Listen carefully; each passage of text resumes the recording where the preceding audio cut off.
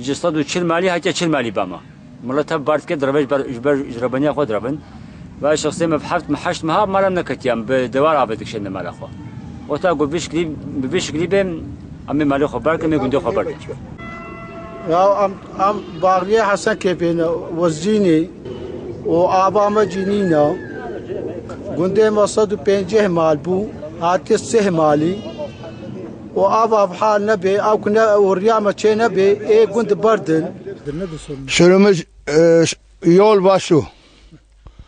İki sorunuz var. İki sorumuz vardı. Bir su bir de yol.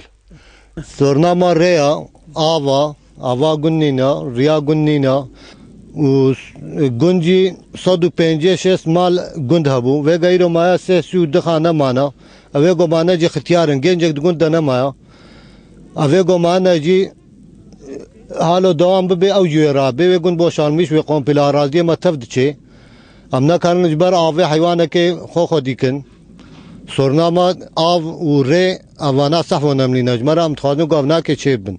Su sorunumuz da vardır. Su da yok. Hayvan besleyemiyoruz.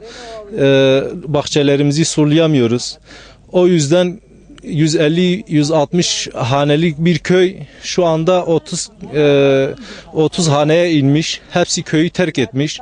Geçimsizlik sıkıntısından, yol yüzünden, su yüzünden bahçeler hep kurumuş. Yol nedeniyle çocuklarını okula gönderemez olmuş. Onun için herkes köyü terk etmiş. Şu anda kimisi Batman'a, kimisi Hasankeyf'e göç etmiş. 160 hanelik köyden sadece 30 hane kalmış. Böyle devam ederse bunlar da köyden çıkacak.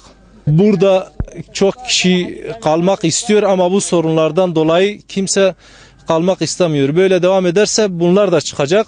Devletten bu sorunlarımızın hal olmasını istiyoruz.